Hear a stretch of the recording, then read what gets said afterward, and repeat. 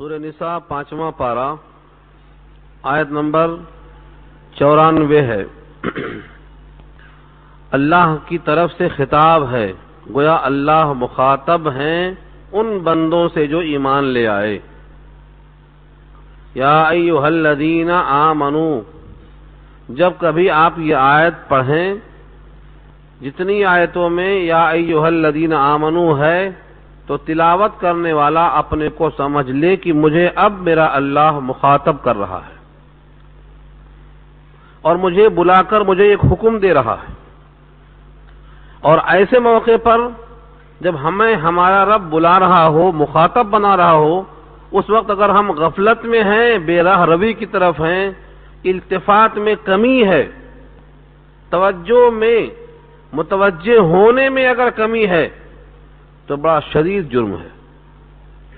اس لیے تلاوت سنتے ہوئے اور کرتے ہوئے اس بات کا ہمیشہ لحاظ رہے کہ ہم ہمتن گوش ہو جائیں۔ یا ایھا الذین آمنو، اے وہ لوگ جو ایمان لائے ہو، اذا ضربتم فی سبیل اللہ، جب تم سفر کرو اللہ کے راستے میں۔ لغت میں آپ دیکھیں گے تو ضربہ کے معنی مارنا، ضربہ کا ترجمہ مارنا آئے گا، لیکن ضربہ کے ساتھ اگر لفظ مثلاً آ جائے تو کہاوت بیان کرنا۔ ضرب اللہ مثلاً، اللہ نے ایک مثال دی گاؤں والوں کی، اور ایسے ہی ضربہ کے ساتھ اگر فی سبیل اللہ آ جائے یا ضربہ کے ساتھ الارض آ جائے تو معنی سفر کرنے کے آئیں گے۔ تو ضربتم فی سبیل اللہ، جب تم سفر کرو اللہ کے راستے میں، مراد ہے غزوات میں، سرایا میں تم جاتے ہو۔ فتبینوا، تبین کے معنی واضح کر لو، تبین کے معنی تحقیق کر لو۔ قرآن کریم میں یہ لفظ اسی مقام پر 2 مرتبہ اسی آیت میں آیا، کیونکہ تبین بہت اہم چیز ہے، جس کو ہم اردو میں تحقیق کہتے ہیں۔ صحیح کیا ہے، غلط کیا ہے، پہلے جان لو۔ کسی طرف مڑے ہوئے بغیر، کسی طرف جھکاؤ کے بغیر پہلے تحقیق معلوم کر لو، صحیح کیا ہے، غلط کیا ہے۔ فتبینوا، یہ یہاں پر رک کر یہ سوچ لو کہ تبین کتنا اہم ہے۔ اگر ہم کسی آدمی کو سمجھ لیں کہ یہ کافر ہے، حقیقت میں وہ مومن ہو، اور اس کو ہم قتل کر دیں تو گویا سزا کیا تھے اوپر؟ جو کسی مومن کو جان بوجھ کر قتل کر دے اس کی سزا جہنم ہے، ہمیشہ رہے گا اس میں، خدا کا غضب اس پر ہو، سخت عذاب اس کے لیے ہے۔ اسی لیے اس آیت نے کہا ہے ایمان والو، سفر کی حالت میں پہچاننا مشکل ہوتا، کہیں کا حلیہ الگ ہوتا، لباس الگ ہوتا، بود و باش الگ ہوتی، سلام کا طریقہ الگ ہوتا، تمہیں پہچاننے میں غلطی نہ ہو جائے کہیں۔ فتبینوا، تحقیق کر لو۔ ولا تقولوا لمن القى الیکم السلام لست مؤمنا، اور مت کہہ دو اس شخص کے لیے جو تمہاری طرف السلام علیکم کہہ کر مل رہا ہے کہ تم مومن نہیں ہو۔ یہ جملہ آپ کو سمجھ میں نہیں آئے گا جب تک کہ اس کا پس منظر نہ جان لیں۔ ایک قبیلہ ہے، قبیلہ بنی سلیم، کچھ لوگ وہاں سے بکریاں چرا کر آ رہے تھے۔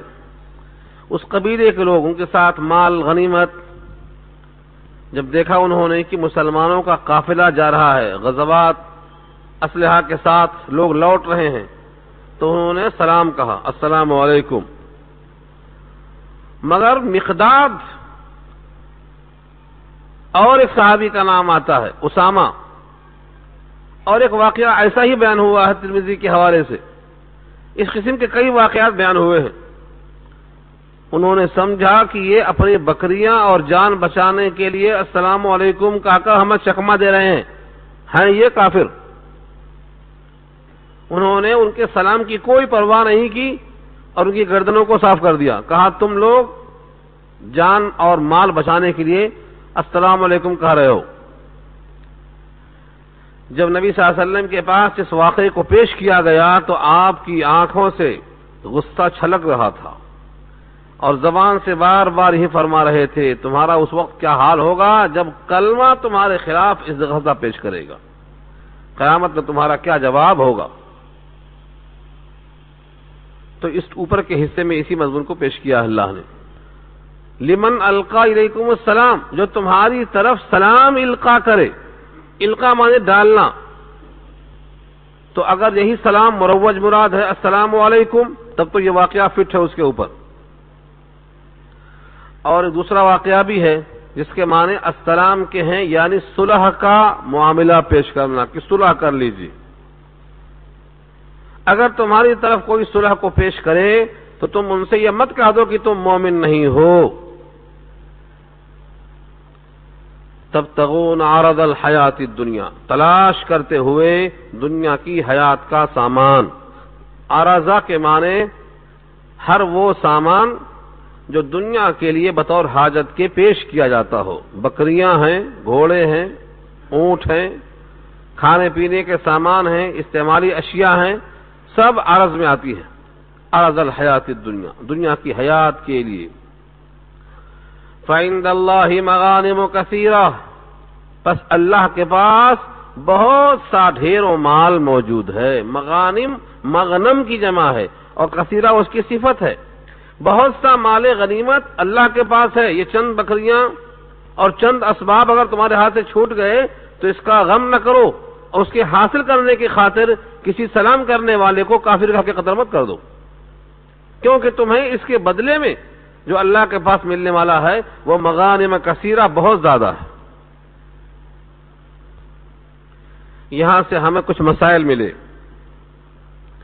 اگر کوئی انسان بظاہر نظر نہیں آتا ہے کہ یہ مسلمان ہے، لیکن وہ کلمہ تمہارے سامنے پڑھ رہا ہے، تمہارے سامنے السلام علیکم کہہ رہا ہے، یا تمہارے ساتھ نمازوں میں شامل ہے، اذان میں شامل ہے، یا تمہارے ساتھ ایسی عبادات میں شامل ہے جو مسلمان کیا کرتے ہیں لیکن بظاہر کوئی علامت نہیں ہے کہ مسلمان ہے یہ، تو اس کے ظاہری کو دیکھ کر، افعال کو دیکھ کر ہمیں مسلمان سمجھنا چاہیے اور اسے قتل نہیں کرنا چاہیے، یا اس کے ساتھ وہ سلوک نہیں ہونا چاہیے جو غیر مسلم ہوگا۔ اس کا خیال کرنے کا حکم دیا اللہ نے۔ اور دوسری بات جو یہاں سے یہ معلوم ہوئی، القا الیکم السلام سے بندہ تو ظاہر ہی دیکھ سکتا ہے، باطن نہیں دیکھ سکتا ہے۔ نحن نحکم بالظواہر واللہ یعلم وہو یتولی السرائر، راز تو اللہ جانتے ہیں۔ چنانچہ کتنے ایسے لوگ ہیں جو حقیقت میں مسلمان ہیں لیکن اوپر سے نظر نہیں آتے، اور کبھی ایسا ہوتا ہے کہ بہت سے لوگ اندر سے کافر ہوتے ہیں، اوپر سے سارے افعال مسلمان جیسا کرتے ہیں۔ خود آپ نے سنا ہوگا مسیلمہ کذاب، جس نے نبی کے زمانے میں ہی نبوت کا دعویٰ کیا تھا، میں بھی نبی ہوں، مسیلمہ کذاب۔ اس کے بارے میں یہ ہے کہ یہ خود اذان دیتا، نماز پڑھتا، کلمہ پڑھتا، کلمے کا دونوں جز پڑھتا، اس کلمے میں اپنے نام کا اضافہ کرتا، سارے افعال ہوتے۔ یہاں سے اخذ کیا ہے مفسرین قرآن نے کہ اگر آدمی کے عقیدے اور افعال سے معلوم ہو کہ یہ مسلمان ہے، لیکن کچھ ایسی خرابیاں معلوم ہوں جو بالکل اسلام کے اصول سے ہٹی ہوئی ہیں، اصول اسلام سے ہٹی ہوئی ہیں، تو جب تک ان چیزوں میں سے ایمانیات کے الفاظ نہ آ جائیں، عقائد پر بحث نہ پڑ جائے، تب تک اس کو آپ مسلمان سمجھیں گے۔ اسود انسی کو کب قتل کرنے کا حکم دیا گیا؟ جب اس نے کہا میں نبی ہوں، اور حکم یہ تھا کہ اب قیامت تک کوئی نبی نہیں آئے گا، 30 جھوٹ پیدا ہوں گے، 30 کذابون، میرے بعد 30 جھوٹے نبی پیدا ہوں گے، لیکن میں آخری نبی ہوں، میرے بعد کوئی نبی نہیں ہوگا۔ تو اصول اسلام ہے، یہ اصول کے خلاف جا رہا تھا تو اس کا کفر ظاہر ہو گیا۔ تو جب تک ایمانیات میں سے مسلمہ چیزوں کے خلاف نہ جائے، مثلا آج کے زمانے میں بہت سے لوگ نماز نہیں پڑھتے، پابندی کے ساتھ نماز پڑھنے والے کتنے ہیں، اور نمازوں کو چھوڑنے والے کتنے ہیں؟ تناسب کر لیجیے آپ. جبکہ نماز کا چھوڑ دینا عمل کفر ہے. جس نے جان بوجھ کے نماز چھوڑا اس نے گویا کفر کا فعل کیا. ایمان اور اسلام کے بیچ میں فرق کرنے والی نماز ہی ہے. نماز چھوڑ دیا تو گویا ایمان کفر سے مل گیا. ان سب کے باوجود کتنے لوگ ہیں جو نماز نہیں پڑھتے؟ تو کیا کریں گے آپ؟ کیا انہیں کافر کہہ دیں گے؟ حالانکہ ان کا فعل کفر ہے نماز کا چھوڑ دینا جان بوجھ کے. لیکن امت کا طبقہ یہ فیصلہ کرتا ہے کہ نہیں، ان کو کافر نہیں کہیں گے، ان کے اس عمل کو عمل کفر کہیں گے. کفریہ فعل ہے نماز کا چھوڑ دینا، لیکن ایسا کرنے سے وہ کافر نہیں ہو جاتا. اللہ تعالیٰ نے کلمہ کی جبکہ دل میں تصدیق موجود ہو کیسی قدر فرمایا ہے.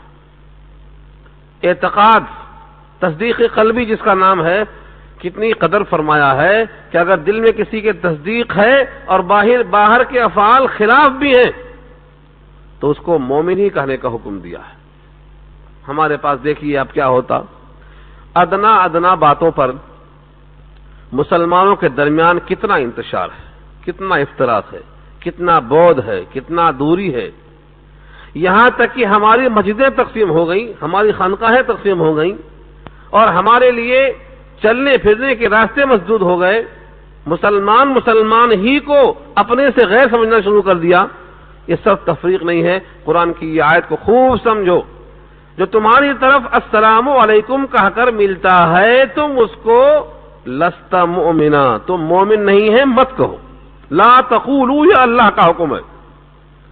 اگر صرف آپ سے سلام کا بھی اشتراک ہے تو سلام پیش کرنے کے ناطے سے آپ پر لازم ہے اسے مسلمان سمجھو تا وقت کہ اس کے وجود سے کوئی افعال کفریہ صادر نہ ہو جائے. مثلا نماز تو پڑھتا ہے، سلام تو کرتا ہے، لیکن زبان سے ایسی بات کہتا ہے، مثلا کہتا ہے میں حدیث نہیں مانتا، مجھے حدیثوں کی ضرورت نہیں. جبکہ قرآن کریم کی تشریح حدیث کے بغیر ممکن ہی نہیں. حدیث کا انکار قرآن کی آیتوں کا انکار ہے.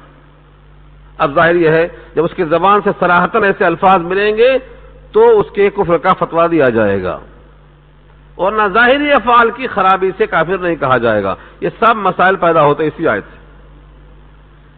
لفظ کیا ہے؟ تبتغون عرض الحیات الدنیا، تم دنیا کے غرض کی خاطر اسے مت مومن ہے کہہ دو، یہ غلط ہے. ہاں اگر سامنے اللہ ہو، اللہ کی کتاب ہو، آپ کا دل مخلص ہو، آپ کے سامنے آخرت ہو، اخلاص کے ساتھ میں آپ محاسبہ کرتے ہیں تو آپ انشاءاللہ صحیح راستے پر جائیں گے. کیونکہ حکم ہے استفتوا عن قلبک، فتویٰ دل سے لے لو، دل بولتا. اللہ نے نفسیات کا ایک سبق دیا ہے، بڑا اہم سبق ہے نفسیات کا. یہ کذالک کنتم من قبل، یہ جملہ بہت اہم ہے. کذالک کنتم من قبل کا ترجمہ یہ ہے ایسے ہی تم بھی تھے اس سے پہلے. جیسے یہ آدمی تمہارے سامنے آیا السلام علیکم کہتے ہوئے تم نے اسے قتل کر دیا، جس حالت میں وہ آیا تھا تمہارے سامنے تم بھی اس سے پہلے کسی کے سامنے ایسی حالت میں آ کر کے اپنے اسلام کا اظہار کیا تھا. تب تمہارے ساتھ اس نے کیا سلوک کیا؟ تمہیں قتل تو نہیں کر دیا، تمہارے زبان سے نکلے ہوئے الفاظ کو مان لیا کہ مسلمان ہے. یہ تمہارے زبان سے نکلے ہوئے الفاظ کو اس نے مان لیا اور تم نے اظہار کرنے والے کو قتل کر دیا. تم نے وہ سلوک کیوں نہیں کیا؟ کذالک کنتم من قبل فمن اللہ علیکم، من اللہ علیکم، تم پر اللہ نے احسان کیا، تم کو اسلام کے مقام پہ کھڑا کر دیا. تم کو بھی چاہیے تھا کہ تم بھی اس پہ احسان کرتے. یہاں سے سبق ملتا ہے جیسا سلوک اپنے ساتھ چاہتے ہو ویسا سلوک دوسروں کے ساتھ کرنا چاہیے. ابھی بخاری میں گزرا کتاب الایمان میں، ایمان کی تکمیل میں سے یہ ہے یحب لاخیہ ما یحب لنفسہ، اپنے بھائی کے لیے وہی چاہے جو اپنے واسطے چاہے. یہ ایمان کی تکمیل کا ذریعہ ہے. تو تم جس حال میں تھے تم نے کہا میں اسلام میں آ گیا، پتہ نہیں دل میں کیا تھا کیا نہیں تھا، لیکن تمہارے زبان کے اقرار کو مخاطب نے مان لیا، تم بھی سلام کرنے والے کے سلام کو مان لیتے۔ یہ نفسیات کا سبق ہے۔ فمن اللہ علیکم فتبینوا، دوبارہ اسی آیت میں یہ لفظ پھر آیا، فتبینوا ابھی آ چکا ہے دوسری لائن میں، پھر کہا اللہ نے سو غور کر لو، تحقیق کر لو، قرائن سے دیکھ لو، ایمانیات کے بارے میں سوالات کر لو، شبہ ہے تو اس کی تلافی کر لو۔ ایک باندھی گونگی آئی، پکڑ کے لائی گئی، اس لیے لائی گئی کہ ایک صحابی کو ایک مومنہ کو آزاد کرنا تھا کفارے کے طور پر، تو باندھی گونگی تھی، پکڑ کے لائی گئی۔ صحابی نے پوچھا اگر میں اس کو آزاد کر دوں تو میرا کفارہ ادا ہو جائے گا؟ کیونکہ قرآن میں کیا ہے، شرط لگایا اللہ نے، مومنہ کی قید لگایا، مومنہ کو آزاد کرو۔ اب یہ گونگی ہے، کیسے معلوم ہو کہ مومنہ ہے یا کافرہ ہے؟ آپ نے پوچھا این اللہ، اللہ کہاں ہے؟ تو باندھی اپنے آنکھوں سے اوپر دیکھتے ہوئے اشارہ کر دیا وہاں۔ آپ نے کہا یہ مومنہ ہے، اس کو آزاد کر دو۔ یہ کیا ہے؟ یہ تبین ہے، تبین اور تحقیق ہے۔ اگر کسی موقع پہ التباس پیدا ہوتا ہے تو آپ تحقیق کر لو، تبین کا حکم دیا ہے۔ ہمارے پاس لوگ تحقیق جانتے ہی نہیں، شک وہم، سن سنا کے فیصلہ، کبھی بھی یہ فیصلہ صحیح نہیں ہو سکتا۔ تبین کا لفظ قرآن نے بار کہا ہے، اور بھی گزرا پیچھے۔ جب تمہارے پاس فاسق خبر لے کر آئے تو خبر مان مت لو، تحقیق کر لو۔ اذا جاءکم فاسق بنبأ فتبینوا، سورہ حجرات پارہ 26۔ کوئی خبر آ جائے تو مان مت لو، تحقیق پہلے۔ مومن تو تحقیق کے بغیر نہیں چلتا، اس کا تو ایمان بھی تحقیقی، اس کا عمل بھی تحقیقی، اس کی کتاب بھی تحقیقی، رسول بھی تحقیقی، اس کا کوئی عمل سنے سنایا پر نہیں چلتا۔ لوگوں نے کہا ہم نے بھی کہہ دیا، نہیں، لوگوں نے کہا ہم نے کہہ دیا تو ایمان تذبذب میں ہے آپ کا۔ قبر میں جب سوال ہوگا ما تقول لهذا الرجل، کیا کہتے ہیں آپ رسول کے بارے میں، تو جو منافق ہوگا وہ کیا کہے گا؟ جو لوگوں نے کہا وہی میں نے بھی کہہ دیا، مجھے نہیں معلوم۔ تو لوگوں نے کہہ دیا، میں نے کہہ دیا، یہ تو کفر کا سوال ہے، غلط جواب ہے یہ۔ مومن تو تحقیقی ایمان لاتا ہے، کتاب کو اللہ کی کتاب مانتا ہے، رسول کو اللہ کا رسول مانتا ہے، اور جو جو آپ نے بتایا ایمانیات میں اس کو اپنی آنکھوں زیادہ یقین کے ساتھ مانتا ہے۔ تو تبین ہمارے شان ہے،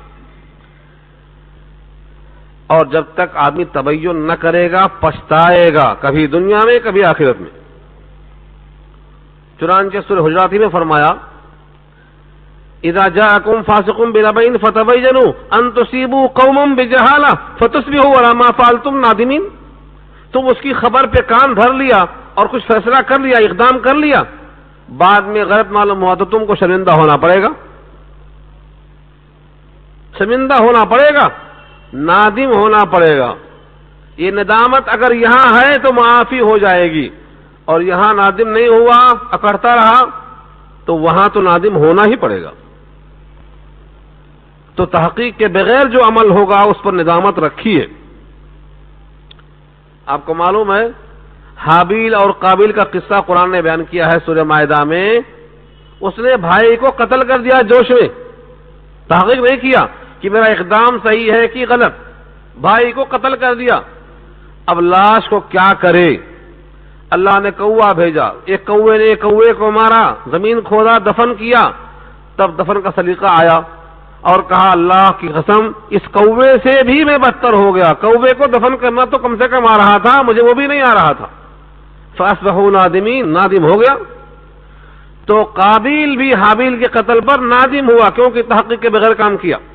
پورے قرآن کریم میں تحقیق کے خل، جو بھی آپ کام کریں گے اگر تحقیقی ایمان ہو، شعوری ایمان ہو، تحقیقی عمل ہو تو ندامت سے بچیں گے۔ اور جو آدمی زبان چلاتا رہتا ہے بغیر تحقیق کے، کم سے کم درجے میں وہ جھوٹا ثابت ہوگا۔ حدیث میں آقا کا ارشاد بارہا سن چکے ہیں آپ، کفا بالمرء کذبا ان یحدث بکل ما سمع، آدمی کے جھوٹا ہونے کے واسطے کافی ہے کہ جو سنے بیان کر دے، جو سنے بول دے، جو سنے پھیلانا شروع کر دے، اس کے جھوٹا ہونے کے واسطے کافی ہے۔ یہ حدیث نوٹ کرو۔ تبین کا حکم اسی لیے ہے کہ جو سنو وہ بیان نہ کرو، تحقیق سے ثابت ہو وہ بولو، اور تحقیق نہیں کر سکتے تو کف لسان بہتر ہے۔ آگے فرمایا ان اللہ کان بما تعملون خبیرا، بے شک اللہ جو کچھ تم کرتے ہو خبر رکھنے والا ہے۔ تم مومن کو مارتے ہو یا کافر کو، مال غنیمت کی خاطر مارتے ہو یا اس کے کفر کی خاطر مارتے ہو، تمہاری محبت کس لیے ہے، عداوت کس لیے ہے، اللہ کو پوری خبر ہے۔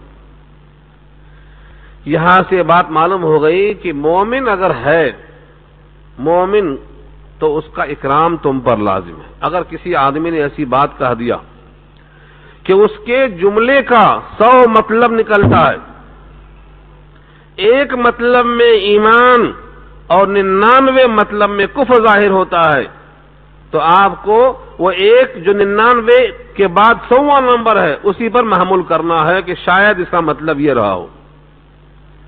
اس کے کفر سے اس کا ایمان ثابت کرنا بہتر ہے۔ لیکن ہمارے پاس کیا ہے، دھڑا دھڑ فتوے چلتے ہیں، جس کو چاہا بنا دیا کافر۔ اگر وہ کافر ہو گیا تو آپ کو کیا ملا، اور وہ جہنم میں چلا گیا تو آپ کو کیا ملنے والا ہے؟ حکم یہ ہے کہ اللہ کے نبی لوگوں کو جہنم سے بچاتے ہیں، جو جہنم سے بچانے والا کام کرے وہ نبی کا کام کرنے والا ہے۔ نبی صلی اللہ علیہ وسلم سے صحابی نے پوچھا، اے اللہ کے رسول میں تو کلمہ پڑھ کے اسلام میں آ گیا ہوں، اب مجھے کام بتائیے کیا کروں؟ فرمایا جو مجھے کرتا ہوا دیکھتے ہو تم بھی کرو۔ عثمان غنی اسلام میں آ گئے، کیا حکم ہے؟ کہا جو کرتا ہوا دیکھتے ہو وہ کرو۔ تو اس طریقے سے صحابہ کرام نے نبی کے کام کو آگے بڑھایا۔ تو نبی کا کام کیا ہے؟ اللہ کے بندوں کو اللہ سے ملا دینا، جہنم سے ان کو دور کرنے کی فکر کرنا۔ اگر کلمات کفر اور کلمات ایمان جمع ہیں، کوشش کرنا اس کے ایمان کو ثابت کرنے کی، تعویل توجیہ کر کے کافر ثابت کرنا یہ اچھی چیز نہیں۔ دیکھو لفظ سلام کا اتنا اکرام کیا ہے اللہ نے، السلام علیکم کہہ کر ملنے والے کو بھی لست مؤمنا مت کہو۔ تو پھر کلمہ پڑھنے والے کو ہم کیسے کہہ دیں لست مؤمنا، تو مومن نہیں ہے؟ اس لیے ہر صاحب ایمان کا اور کلمہ گو کا ہمیں اکرام کرنے کا حکم ملتا ہے۔ لا يستوي القاعدون من المؤمنين غير أولي الضرر والمجاهدون في سبيل الله بأموالهم وأنفسهم۔ دو قسم کے مومن، ایک مجاہد اور ایک قائد۔ قائد کے معنی یہ اردو والا قائد نہیں، قائد عین سے ہے، قاعدہ اخیرہ والا قائد۔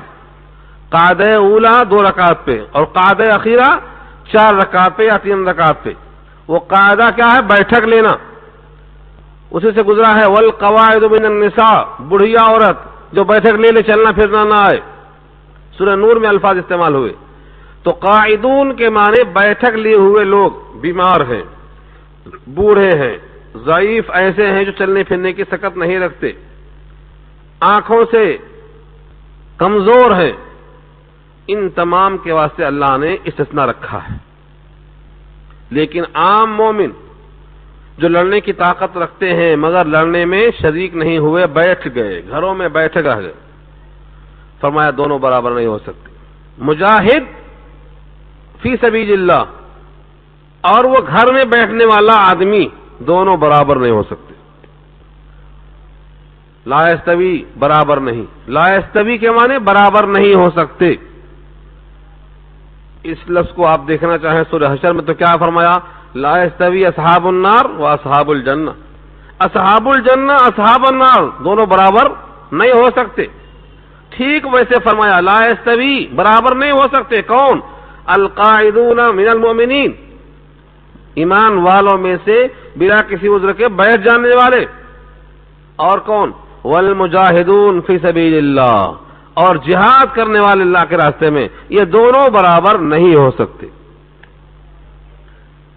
ایک مقام پہ فرمایا جس طرح دھوپ اور سایہ برابر نہیں، روشنی اور ظلمت برابر نہیں، نیکی اور برائی برابر نہیں، ایسے ہی سمجھ لو کہ علم اور جہالت برابر نہیں، ایسے ہی گھروں میں رہ جانے والے مسلمان اور اللہ کے راستے میں ہتھیلی پر جان رکھ کر لڑنے والے مسلمان دونوں برابر نہیں۔ ہاں ایک شرط ہے، عذر ہے، غیر اولی الضرر، یہ ٹکڑا بیچ میں جملہ معترضہ ہے، غیر اولی الضرر، ضرر کے معنی کوئی خرابی، مثلا آنکھ سے نظر نہیں آتا، جوان ہے، ہٹھا کٹھا ہے مگر نابینا ہے، نظر نہیں آتا آنکھوں سے، یہ عذر ہے۔ عذر نہ ہو تو وہ تقسیم ہے۔ ہاں اگر عذر ہے، سواری نہیں ملی، جلنے کے واسطے سامان نہیں ہے، تو ان کا استثناء رکھا اللہ نے، سورہ توبہ میں یہ بحث آئے گی انشاءاللہ، 10واں پارہ آخری ورق میں یہ بحث آئے گی کہ ان پر کوئی حرج نہیں۔ لیس علی الذین آمنوا وعملوا الصالحات، وہ لوگ جن کے پاس سواریاں نہیں ہیں، لڑنے کے واسطے جانا چاہتے ہیں مگر ان کے پاس سواریاں نہیں ہیں، ان کی آنکھوں میں آنسو بھر گئے سواریاں نہ ہونے کی وجہ سے، فرمایا کہ وہ معذور ہیں اور ان پر کوئی گناہ نہیں ہے، کوئی مواخذہ نہیں ہے۔ تو اس آیت کا حاصل کیا نکلا کہ دونوں برابر نہیں ہو سکتے، جو بلا کسی عذر کے گھروں میں بیٹھے رہ گئے اور جو اللہ کے راستے میں لڑنے والے ہیں، دونوں میں بڑا فرق ہے۔ اور ایک شرط لگایا، والمجاہدون فی سبیل اللہ باموالہم وانفسہم، کیونکہ مجاہدہ دو قسم کا ہوتا ہے۔ مجاہدون فی سبیل اللہ میں گنجائش تھی کہ شاید یہ مجاہدہ نفس ہو، فرمایا نہیں، باموالہم وانفسہم، مال اور جان کا مجاہدہ، اپنے مال سے، اپنے ہتھیار سے، اپنے گھوڑے سے، اپنی سواری سے اپنے جان کو حاضر کرتا ہے، یہ مجاہد اور وہ گھر میں بیٹھنے والا قاعد دونوں برابر نہیں ہو سکتے۔ فضل اللہ المجاہدین باموالہم وانفسہم علی القاعدین درجۃ، فضیلت دیا ہے اللہ نے مجاہدین کو اپنے مالوں کے ساتھ اور ان کی جانوں کے ساتھ، علی القاعدین بنسبت بیٹھ جانے والوں کے، درجۃ ایک درجہ، ایک درجہ فضیلت رکھا اللہ نے۔ وہ درجہ کیسا ہے، کتنا اعلیٰ ہے، اس کا اندازہ ہم اور آپ نہیں کر سکتے، اللہ نے فرق کر دیا ہے۔ اس فرق کو یوں سمجھ لو، دنیا سے آخرت میں جانے والے چاہے جتنا ہی معراج پر پہنچ جائیں، دنیا میں آنے کی تمنا نہیں کریں گے، سوائے اس کے جو دنیا سے شہید ہو کر گیا ہے۔ وہ تمنا کرے گا کہ دنیا میں آؤں پھر شہید کیا جاؤں، پھر آؤں پھر شہید کیا جاؤں، کیوں؟ شہادت کی بنا پر جو اکرام دیکھے گا تو تمنا پیدا ہوگی۔ حدیث پاک میں آتا ہے دنیا میں واپس آنے کی تمنا سوائے شہید کے کسی کو نہیں ہوگی۔ خود نبی صلی اللہ علیہ وسلم نے تمنا فرمایا، کاش کہ میں اللہ کے راستے میں مارا جاتا، پھر زندہ کیا جاتا، پھر شہید کیا جاتا، پھر زندہ کیا جاتا، پھر شہید کیا جاتا، 3 دفعہ الفاظ فرمایا۔ نبی نبوت کے باوجود تمنا رکھتے ہیں، کیوں؟ شہادت کے مرتبے کو ظاہر کرنے کے لیے۔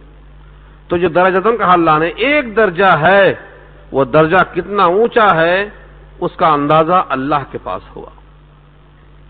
یوں جتنے صحابی ہیں ان سب سے اللہ نے وعدہ کیا ہے جنت کا۔ اگلا ٹکڑا ہے وَكُلًّا وَعَدَ اللَّهُ الْحُسْنَى، کل کے معنی سب کے سب، وعد اللہ نے وعدہ کیا کس چیز کا؟ الحسنى، حسنى مونث ہے، حسین سے بنا ہے، حسین کے معنی عمدہ چیز، اور حسنى اس کا مونث، سب سے بہتر حسین شے کیا ہے؟ جنت ہے۔ سورہ واللیل میں اللہ نے حسنى کو جنت کہا ہے۔ وَكَذَّبَ بِالْحُسْنَى، یہ کون سا حسنى ہے؟ جنت۔ اور بعض نے کہا حسنى سے مراد کلمہ طیبہ ہے، کیونکہ یہ جنت میں جانے کا سبب ہے۔ تو حسنى دینے کا اللہ نے وعدہ کیا. کس سے؟ کلن، سب کے سب. اس آیت کے ساتھ جب آپ جوڑیں گے ترمذی کی روایت حضرت جابر جس کے راوی ہیں رضی اللہ تعالی عنہ، جتنے صحابی ہیں، صحابی کی تعریف جنہوں نے نبی صلی اللہ علیہ وسلم کو بحالت ایمان دیکھا اور ایمان پر ہی خاتمہ ہوا، شرط ہے یہ، ان تمام پر جنت واجب ہو گئی اور جہنم حرام ہو گئی. جس نے مجھے دیکھا اور میرے دیکھنے والوں کو دیکھا، یہاں سے تابعی شامل ہوئے، اسی آیت کے ذریعے میں لکھا ہوا ہے. تو صحابی اور تابعی دونوں، کیوں؟ اس وجہ سے کہ وہ اتنا قریب تھے پاور ہاؤس سے کہ ان کے دل میں میل جمنے نہیں پائی. توبہ ہمیشہ ان کی زبان پر، ان کی ہر نماز توبہ تھی. ہماری کوئی نماز توبہ نہیں بن رہی ہے. جب وہ نماز پڑھتے تھے اللہم انی ظلمت نفسی ظلما کثیرا، تو یہ جملے ان کی زبان سے توبہ بن کے نکلتے تھے اور ہماری زبان سے جموائی بن کے نکل جاتے. جموائی، پتہ نہیں چلتا کہ ہم کیا کہہ رہے ہیں. کیوں ایسا تھا؟ کیونکہ وہ نبوت کے زمانے سے قریب تھے. آقا نے خود فرمایا خیر القرون قرنی ثم الذین یلونہم ثم الذین یلونہم، سب سے بہتر زمانہ میرا زمانہ ہے، پھر جو ان سے قریب تر ہے، پھر جو ان سے قریب تر ہے، پھر جو ان سے قریب تر ہے. خیر القرون قرنی ثم الذین یلونہم ثم الذین یلونہم. اس میں نقطہ بیان کیا ہے لوگوں نے کہ قرنی کہا اللہ کے رسول نے، دہری نہیں کہا میرا زمانہ، عصری نہیں کہا میرا زمانہ. زمانے کے لیے کئی لفظ ہیں لیکن لفظ عصر نہیں کہا، لفظ دہر نہیں کہا، لفظ قرن استعمال کیا. کیونکہ قرن میں قاف، رے، نون یا 4 حرف ہیں. ابو بکر صدیق کی قاف ہے اور عمر کی را ہے اور عثمان کی عین ہے. قرنی میں نون ہے، عثمان کا نون ہے. اور فرمایا حضرت علی کی یا ہے. اور خلافت کے یہی 30 سال ہیں جو علی منہاج النبوہ ہیں. اسی 30 سال کے بعد خلافت بدل جاتی ہے اور روایت میں آتا ہے کہ میرے بعد 30 سال تک خلافت قائم رہے گی. تو قرنی میں اشارہ ہے. تو یہ زمانہ بہترین زمانہ گزرا. اس کے بعد آہستہ آہستہ لوگ دور ہوتے چلے گئے، ان کے دلوں کی صفائی کا انتظام نہیں رہا. اب توبہ نہ رہی، نماز نہ رہی، یہ فرق پیدا ہونا شروع ہو گیا. تو اللہ نے ہر صحابی سے وعدہ کیا ہے. وَكُلًّا وَعَدَ اللَّهُ الْحُسْنَى. یہ الفاظ نوٹ کریں آپ، ہر صحابی کے واسطے وعدہ کہاں ہے؟ تو یہاں موجود ہے 95 نمبر آیت کا. وَفَضَّلَ اللَّهُ الْمُجَاهِدِينَ عَلَى الْقَاعِدِينَ أَجْرًا عَظِيمًا. اور اللہ نے فضیلت دی ہے مجاہدین کو بیٹھ جانے والوں پر بہت بڑے اجر کے ذریعے. اجرًا عظیما، جس اجر کو اللہ عظیم کہیں وہ کتنا بڑا ہوگا. کسی اجر کو، کسی معاوضے کو اللہ عظیم کہیں، معقول معاوضہ دیا جائے گا. اجر عظیم کہا اللہ نے، کتنا ہوگا؟ آپ کہیں گے اندازہ کرنا مشکل ہے. نہیں، مشکل نہیں ہے، آسان ہے. ساری دنیا کسی کو مل جائے تو اللہ نے کیا کہا؟ متاع قلیل.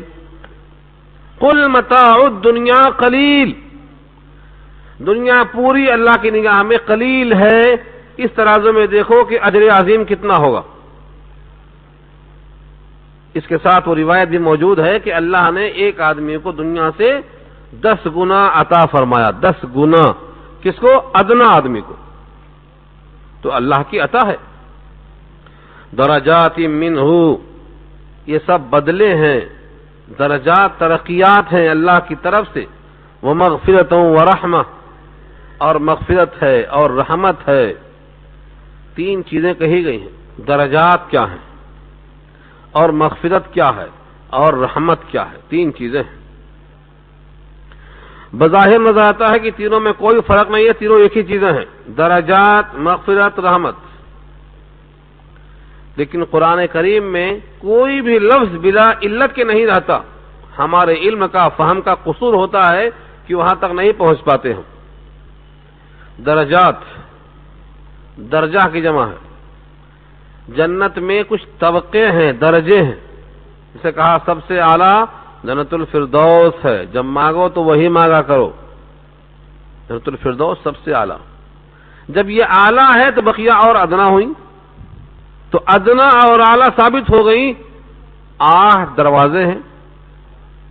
اور اس جنت کے بارے میں حدیث میں آتا ہے جو بلند درجے والے ہوں گے ان کے مکانات اتنے روشن ہوں گے کہ تم ان کو جب اٹھا کر منڈی دیکھو گے تو ایسا معلوم ہوگا جیسے زمین والے رات میں تاروں کو دیکھتے ہیں۔ زمین والے رات میں تاروں کو دیکھتے ہیں تو اپنے سے کتنا اونچا سمجھتے ہیں، اس طریقے سے جنت والے اپنے سے اوپر والوں کو دیکھیں گے۔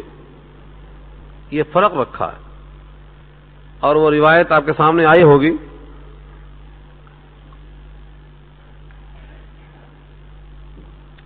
ایک صحابی آ کے پوچھتے ہیں کہ اللہ کے رسول صلی اللہ علیہ وسلم، مجھے فکر لگی ہوئی ہے کہ جنت میں پتہ نہیں ہم جائیں گے نہیں جائیں گے، اگر جائیں گے بھی تو ہمارا مقام بہت نیچے ہوگا، آپ کا مقام بہت اونچا ہوگا۔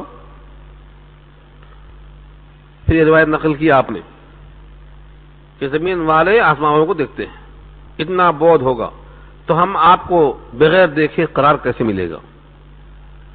فرمایا کہ اللہ تعالی محبت جن سے ہوتی ہے ان کے ساتھ آنے جانے رہنے سہنے کی پابندی نہیں لگاتی۔ والمرء مع من احب، پھر وضاحت کر دیا کہ اوپر والے کو نیچے لائیں گے نہیں، نیچے والے کو اوپر بھیجنے کا اور جانے کا موقع دیں گے۔ الفاظ نوٹ کیا، الحقنا بهم ذریتهم وما علتناهم من عملهم من شيء، ہم ان کے درجوں میں سے کمی نہیں کریں گے کہ نیچے آ جاؤ تم، نیچے والوں کو اوپر بھیجائیں گے۔ تو یہ اللہ کی طرف سے عطا ہے، یہ درجات ہیں۔ جتنی کلام پاک میں آیتیں ہیں اتنے درجات جنت کے ثابت ہیں۔ 6666 آیتیں ہیں۔ اس کا ثبوت کیا ہے؟ ایک حدیث ہے، یقال لصاحب القرآن اقرأ وارتقی ورتل كما كنت ترتل في الدنيا فإن منزلك عند آخر آیت تقرأها، صاحب قرآن سے کہا جائے گا پڑھتا جا اور چڑھتا جا، اقرأ وارتقی ورتل، پڑھتا جا اور چڑھتا جا، كما كنت ترتل في الدنيا، جس طرح دنیا میں تو پڑھتا تھا اور چڑھتا تھا۔ فإن منزلك، تیری منزل، تیرا مقام، تیرا گھر، عند آخر آیت تقرأها، جہاں تیری آخری آیت ختم ہوگی وہی تیرا گھر ہوگا۔ آپ سوچتے ہوں گے کوئی گائیڈ رہے گا شاید، یہ آپ کا ہے، یہ ان کا ہے، یہ فلاں کا ہے۔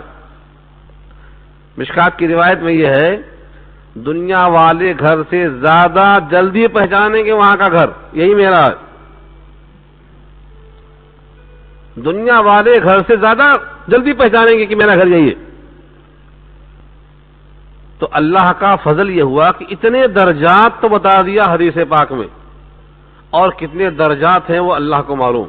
تو درجات کے معنی طبقات، درجات منہ، مجاہدین کو درجہ عطا فرمایا اپنے پاس سے، ومغفرتن ورحمتن، مغفرت اور رحمت، اس سے پہلے آ چکا ہے لفظ، پھر بھول گئے ہوں گے آپ۔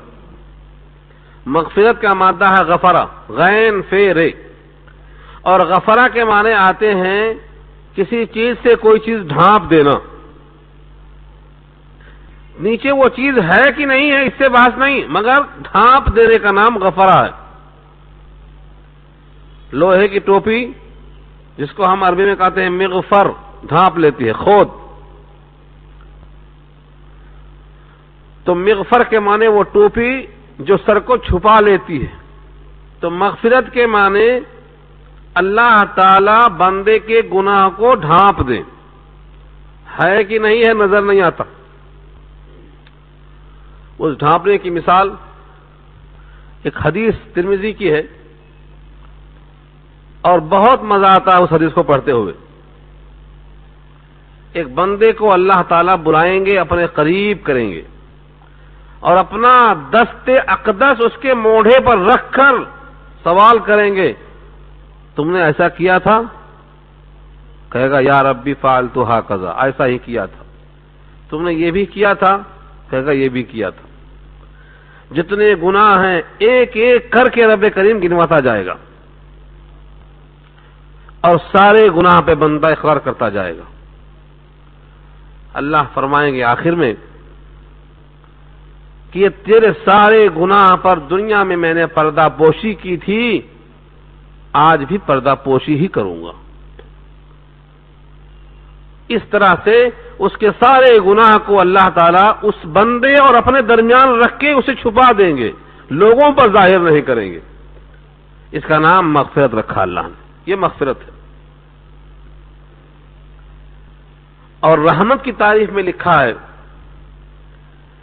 رحمت کی تعریف محبت کے 100 حصے ہوتے ہیں.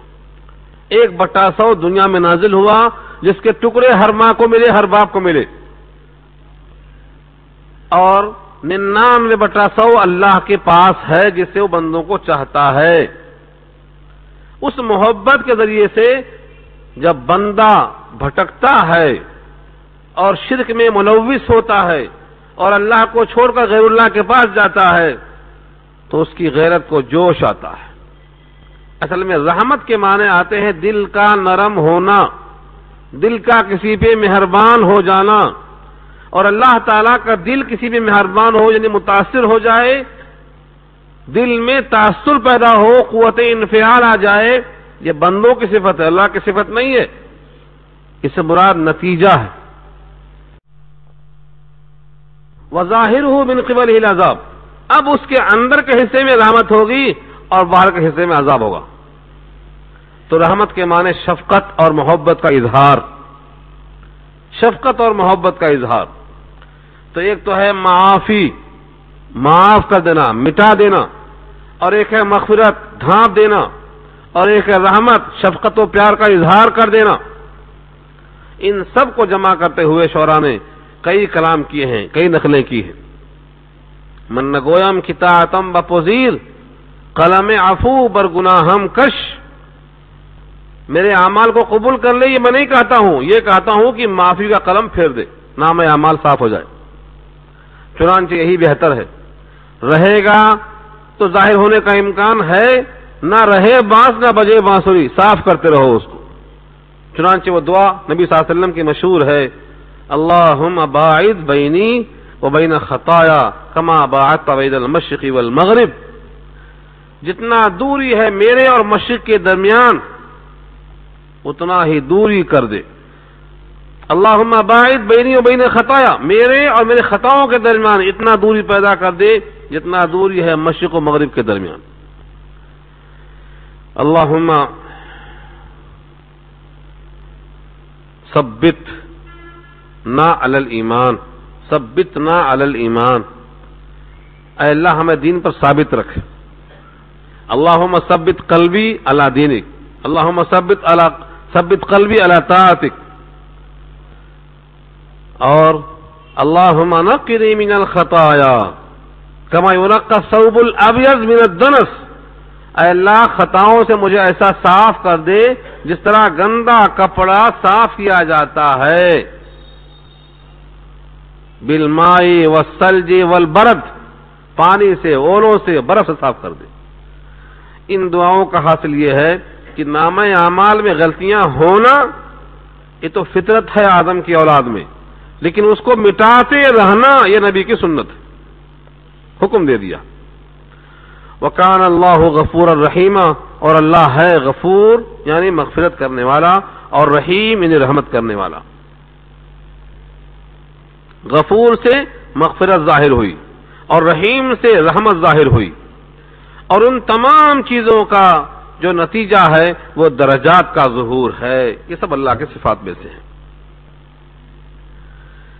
ان تمام باتوں کا حاصل یہ ہے کہ بلا وجہ کسی کو قتل کرو مت، تحقیق کرو، مجاہد بنو، مجاور نہ بنو، وفادار بنو، غدار نہ بنو، خدا کے دین کے شیدائی بنو، اپنی ذات کو پالنے والے مت بنو. اللہ تعالی کے لیے جیو، اپنی خاطر مت جیو. قل ان صلاتی ونسکی ومحیایا مماتی للہ رب العالمین. سب اللہ کے لیے، جینا مرنا سب اور ان کا صلہ کیا ملے گا، وہ اتنا ملے گا کہ آپ کو اندازہ نہیں ہے۔ اب یہاں سے فرمایا کہ دو قسم کی وفات ہوتی ہے۔ آدمی تو بہرحال مرتا ہے، ہمیشہ کوئی نہیں رہے گا، مرتا ضرور ہے، لیکن دو قسم سے مرتے ہیں لوگ، ان دونوں کا ذکر یہاں کر دیا اللہ نے۔ کچھ لوگ شان سے مرتے ہیں، عزت سے جیے تو جی لیں گے یا جام شہادت پی لیں گے، ان کا جینا شیروں کا طرح جینا ہے، دہاڑتے ہوئے جیتے ہیں۔ اور ایک وہ لوگ ہیں جو گھٹ گھٹ کے مرتے ہیں، جینا چاہتے ہیں بلا عزت کے، بلا ایمان کے، بلا حمیت و غیرت کے جیتے۔ آیت میں واضح کیا اللہ نے، ان الذین توفاہم الملائکۃ ظالمی انفسہم قالوا فیما کنتم قالوا کنا مستضعفین فی الارض، بے شک جن کو فرشتے وفات دیتے ہیں اس حال میں کہ وہ اپنی جان پر ظلم کرنے والے ہوتے ہیں، یعنی اللہ کا حق ادا نہیں کیا، اپنی جان پر ظلم کرتے ہی رہے، اسی حال میں ان کو موت آئی۔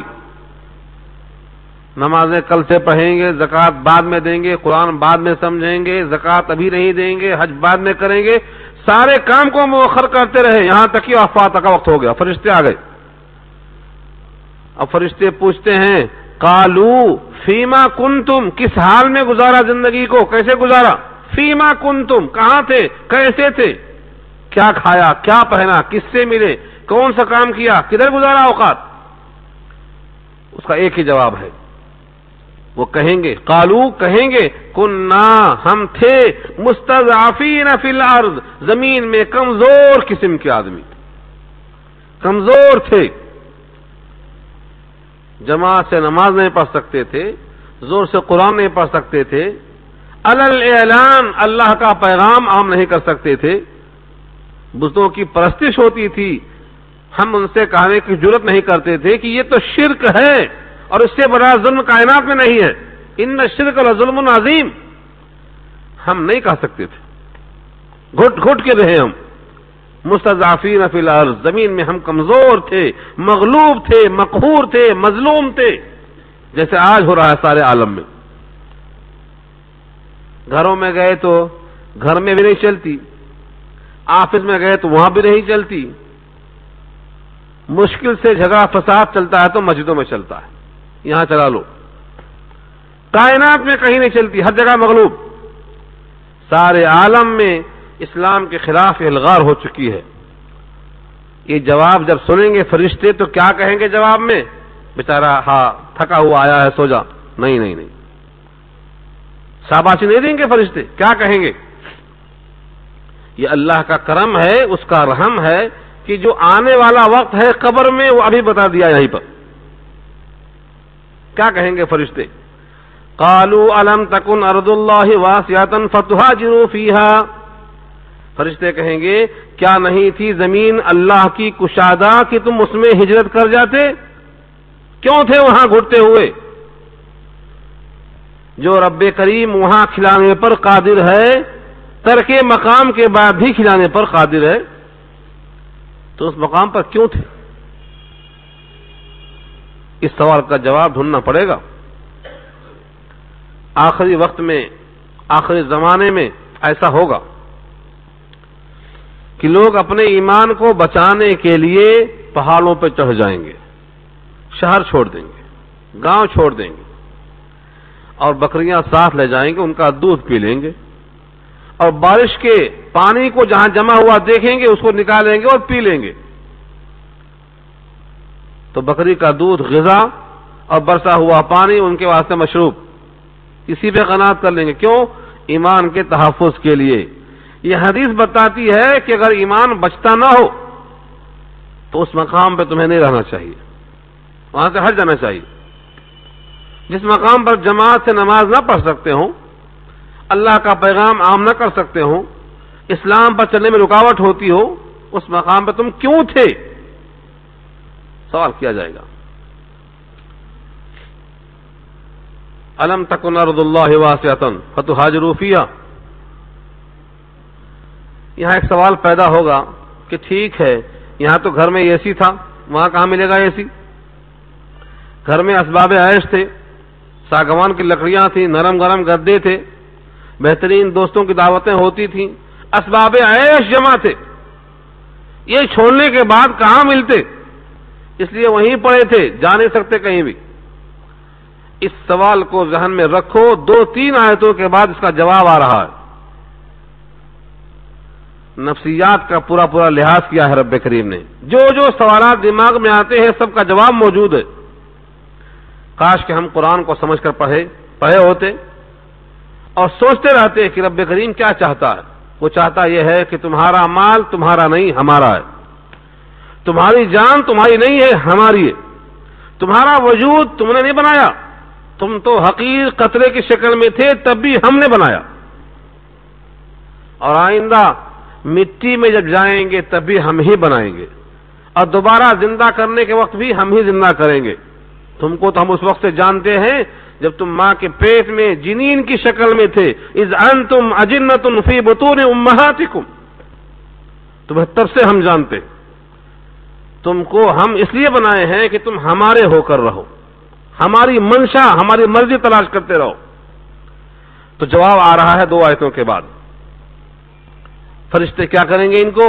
فَأُولَٰئِكَ مَأْوَاهُمْ جَهَنَّمُ، کہا جائے گا یہی لوگ ہیں، ان کا ٹھکانہ جہنم ہے، وَسَاءَتْ مَصِيرًا، اور برا ٹھکانہ ہے جہنم۔ تو عذر قابل قبول نہیں، اسلامی احکامات پر عمل کرنے میں جہاں دشواری ہو وہاں سے ہٹ جانا چاہیے، یہ آیت واضح ہے اس معاملے میں۔ ہاں کچھ معذور یہاں بھی معاف کیے جائیں گے، إِلَّا الْمُسْتَضْعَفِينَ مِنَ الرِّجَالِ وَالنِّسَاءِ وَالْوِلْدَانِ، مگر وہ کمزور لوگ جو مردوں میں سے ہوں یا عورتوں میں سے ہوں اور بچوں میں سے ہوں، لا يستطيعون حیلۃ، کوئی تدبیر پر قادر نہ ہو، چلنا پھرنا نہیں آتا، بیمار ہیں، معذور ہیں، کمزور ہیں، چل نہیں سکتے، ان کا عذر اللہ کے سامنے ہے۔ اللہ فرماتے ہیں لا يستطيعون حیلہ، کوئی ہیلا حوالہ، کوئی تدبیر کارگر نہیں، بالکل معذور۔ اشارہ ہے اس وقت کے ہجرت کی طرف جب لوگ مکہ چھوڑ کے مدینہ گئے تھے، حبشہ گئے تھے، کچھ لوگ نہیں جا سکے تھے، ان نہ جانے والوں میں کچھ لوگ تھے۔ حضرت ابن عباس کہتے ہیں میں بھی ان میں سے تھا جن کا ذکر اس آیت میں کیا گیا ہے، والولدان میں میں تھا فرماتے ہیں وہ ابن عباس، والولدان کا جو استثناء کیا ہے، اور بچے ان بچوں میں سے ایک میں تھا فرماتے ہیں۔ کمزور کسی وجہ سے ہو سکتے ہیں، سفر نہیں، سامان سفر نہیں، کیونکہ مکے سے مدینہ شدید موسم میں آج بھی کئی گھنٹہ بسوں سے لگتا ہے، جبکہ ان کی رفتار 100 کلومیٹر کی ہوتی ہے، کئی گھنٹہ پانی نہیں ملتا۔ اس زمانے میں پانی کا اور بھی قحط تھا، پانی ختم ہو گیا تو حیات ختم ہو گئی، ڈاکوؤں کا خطرہ، تو کسی کو قافلہ ملتا کسی کو نہیں ملتا، بہرحال سفر کرنا جتنا آسان آج ہے جب نہیں تھا۔ وَلَا يَهْتَدُونَ سَبِيلًا، اور ان کو راستہ نہیں ملتا تھا، کہاں جائیں، کدھر جائیں، کیسے جائیں۔ فَأُولَٰئِكَ عَسَى اللَّهُ، بس وہی لوگ ہیں کہ امید ہے اللہ أَن يَعْفُوَ عَنْهُمْ، أَن يَعْفُوَ عَنْهُمْ، ان کو اللہ معاف کر دے۔ وَكَانَ اللَّهُ عَفُوًّا غَفُورًا، اور اللہ ہے معاف کرنے والا، مغفرت کرنے والا۔ دیکھو أن يعفو کی وجہ سے عفواً آیا، اللہ کی صفت عفو ہے، اسی واسطے اللہ ان کو معاف کر دے۔ جناب عائشہ فرماتی ہیں اگر مجھے شب قدر مل جائے تو میں کیا دعا مانگوں؟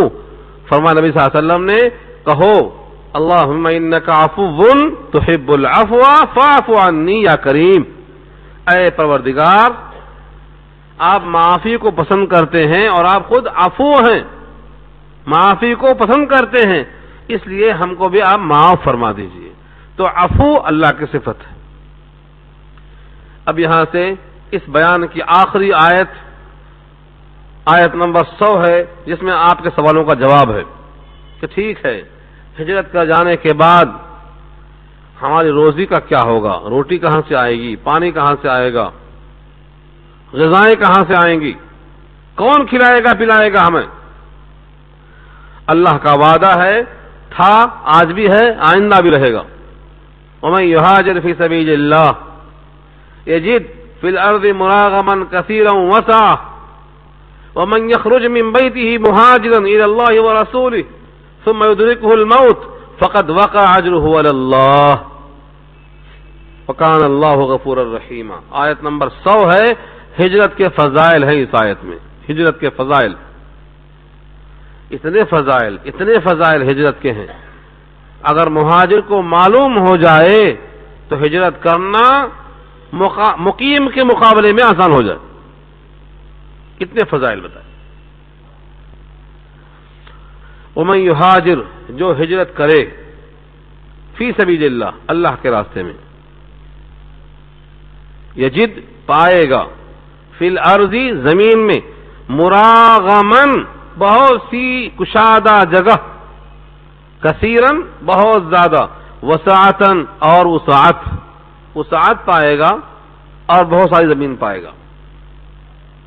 تو مراغمن کثیرہ کے معنی بہت گنجائش پائے گا، وسعتن، اور بہت وسعت پائے گا، لیکن ایک شرط کے ساتھ، فی سبیل اللہ، جو نکلے اللہ کے راستے میں، یعنی اللہ کی خاطر نکلے۔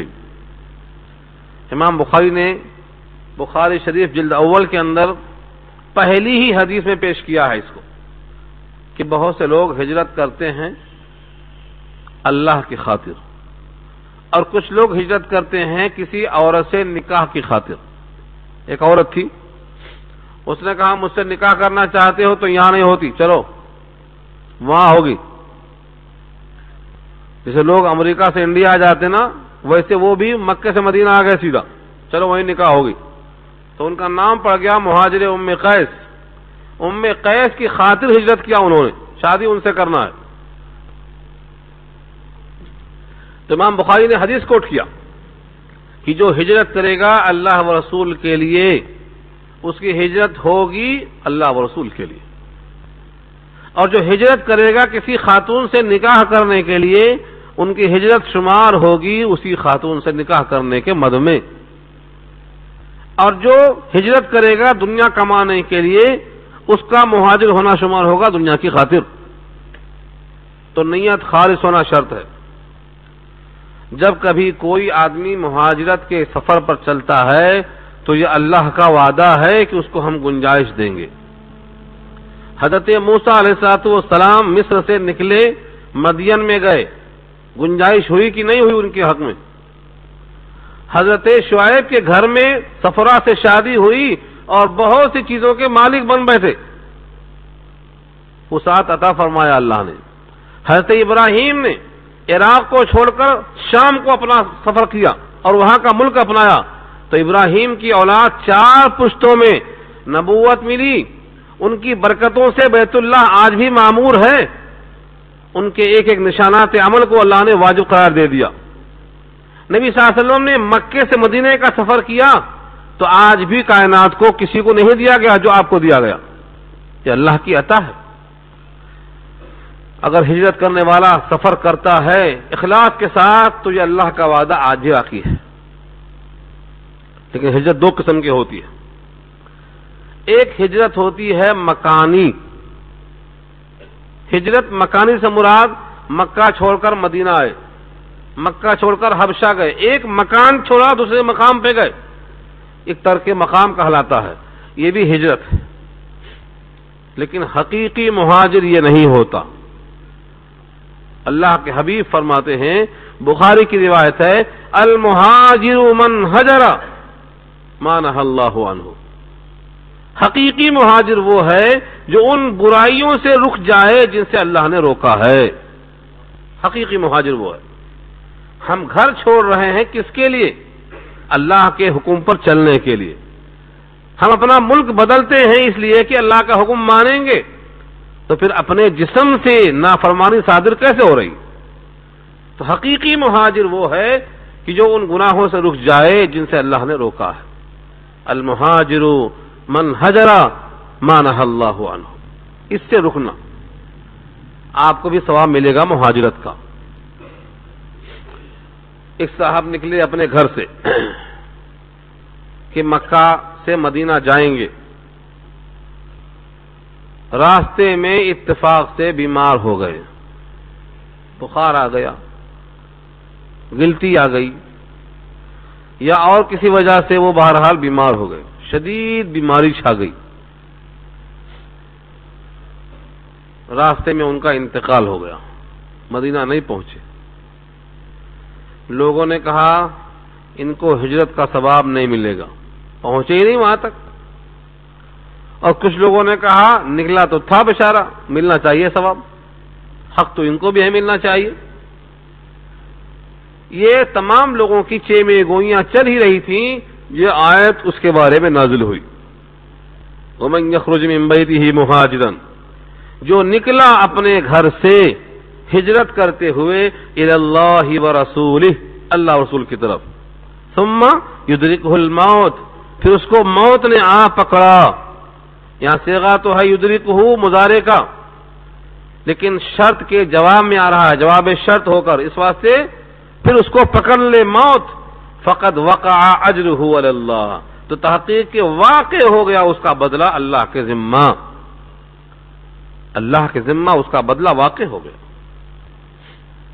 سوچو، عمل مکمل نہیں ہوا اور اللہ کے ذمہ اس کا اجر ہے، تو جو بندہ عمل مکمل کرے گا اس کا اجر ضائع کیسے ہو سکتا ہے؟ جس اللہ کے فرمان میں یہ ہو کہ مزدور کی مزدوری دے دو پسینہ خشک ہونے سے پہلے، بھلا وہ بندوں کے اجر کو کیوں ضائع کرے گا؟ اللہ کا اعلان کئی آیتوں میں ہے، ان اللہ لا یضیع اجر المؤمنین، لا یضیع اجر المحسنین، محسنین کا اجر، مومنین کا اجر اللہ ضائع نہیں کرتے، ایک ایک عمل کا صلہ ملنے والا ہے۔ خندہ پیشانی کے ساتھ ملنا، کسی کو راستہ بتانا، کسی آدمی کی چھینک کا جواب دینا، راستے سے کانٹے کو صاف کرنا، مومنین کے واسطے رہنمائی اور ہدایت کی دعا کرنا، دعائے خیر سلامتی میں ان کو یاد کرنا، کوئی عمل رائے گا نہیں جائے گا، یہاں تک کہ اللہ کے خوف سے امت کے غم میں آنسو بہانا، اسے قطرے کا ثواب ضائع نہیں ہوگا۔ تو اللہ کا یہ وعدہ ہے کہ اللہ تعالیٰ بندے کا اجر ضائع نہیں کرتے، ثم یدرکہ الموت فقد وقع اجرہ علی اللہ، تو اللہ کے ذمہ ہے اس کا اجر۔ وکان اللہ غفور الرحیم، اور اللہ ہے غفور اور رحیم، مغفرت کرنے والا، رحم کرنے والا۔ یہاں سے ایک بات اور ظاہر ہوتی ہے کہ اللہ کی مغفرت اور اللہ کی رحمت کس بندے کی طرف لپکتی ہے۔ مغفرت اور رحمت کو لینا ہے تو اپنے وجود سے بے خبر ہو کر اللہ کی طرف دوڑنا ہے، اپنا گھر اپنا نہیں، اپنی جان اپنا مال سب کچھ اللہ کی خاطر تج دینا، تو اللہ کی مغفرت اور رحمت دوڑتی ہے۔ ان رحمت اللہ قریب من المحسنین، قریب ہے۔ یہ کیفیت کب پیدا ہوگی؟ ہمارے ماحول میں کیا ہے، کوئی بھی کام ہوتا ہے ہم دنیا ہی کا فائدہ دیکھتے ہیں اور اپنا ہی فائدہ دیکھتے ہیں، اور مادی فائدہ دیکھتے ہیں، مالی فائدہ دیکھتے ہیں۔ اجر ہمارے پاس کوئی چیز نہیں، آخرت کوئی چیز نہیں، مسلمان بھائی کوئی چیز نہیں، ہم خود غرضی کی طرف جا رہے ہیں، نفس پرستی کی طرف جا رہے ہیں، یہ مادیت کہلاتی ہے۔ ہمارے پاس ایثار اور ہمدردی اگر نہ ہو تو ایمان کی تکمیل نہیں ہو سکتی ہے۔ یہ آیت نمبر 100 ہے جس میں ہجرت کا پیغام دیا ہے اللہ نے، اور حقیقی مہاجر وہی ہے جو اس پیغام کو سمجھے۔ آپ کو قصہ یاد ہوگا، بہت مشہور ہے۔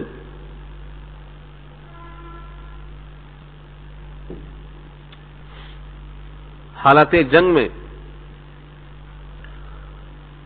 جن کی روح اب پرواز کرنے والی ہے، شہید ہو کر گر پڑتے ہیں اور پیاس کا اظہار کرتے ہیں، ان کے سامنے کوئی پانی کو پیش کرتا ہے، اتنے میں اس کے قریب سے آواز آتی ہے پانی کی، تو یہ شہید ہو جانے والا اپنے سے اوپر ساتھی کو ترجیح دیتا ہے کہ پانی ان کو پہلے پلاؤ۔ اس کے پاس جب پہنچتے ہیں تو اس کے قریب سے آواز آتی ہے، وہ دوسرے اشارہ کرتا ہے۔ اس طریقے سے جب پہلے کے پاس لوٹتا ہے تو اس کی روح پرواز کر جاتی ہے، اور کسی کو پانی نہیں پلا سکتا۔ تو صحابہ کرام کا طریقہ یہ تھا کہ اپنے ساتھیوں کو محض ایمان کی وجہ سے ترجیح دیا کرتے تھے۔ لیکن ایسی مادیت آ گئی ہے ہمارے پاس تو رشتوں کی حرمت بھی ختم ہو گئی۔ آج کے حالات، آج کے واقعات جب سنتے ہیں، ماں اور بیٹی کا رشتہ، بہن اور بھائی کا رشتہ، باپ اور بیٹی کا رشتہ، تصور میں نہیں آتا ہے کہ انسان کیسا ہو گیا، اس کا رخ کہاں جا رہا ہے۔ آخرت کا استحضار کیوں نہیں، قبر کے سوالوں کا حساب کتاب کا تصور کیوں نہیں، جنت جہنم کا احساس کیوں نہیں، قبر میں اللہ تعالیٰ کے پاس حاضری ہوگی، سوال جواب ہوگا، اس کا احساس کیوں نہیں۔ آج صرف اور صرف مادیت چھائی ہے۔ جس امریکہ کو سب برا کہتے ہیں اسی کی طرف سب جانے کو تیار بیٹھے ہیں، برائی کو کیوں تسلیم کرتے ہیں؟ فقر و فاقہ، ایثار و قربانی، غربت اور افلاس، ان چیزوں میں جینا ہے۔ تقویٰ اسباب عیش میں نہیں آتا، اسباب عیش میں تقویٰ نہیں آتا۔ کسی نبی کو آپ تلاش کر کے دیکھ لیں، اسباب عیش میں تقویٰ نہیں مل سکتا۔ ہم چاہتے ہیں کہ اسباب عیش خوب جمع ہو، چاہے راستہ کتنا ہی غلط ہو، اور پھر ہم اتنے صاف دھلے بن جائیں کہ مرتے ہی جنت مل جائے۔ یہ دونوں کام نہیں ہو سکتے۔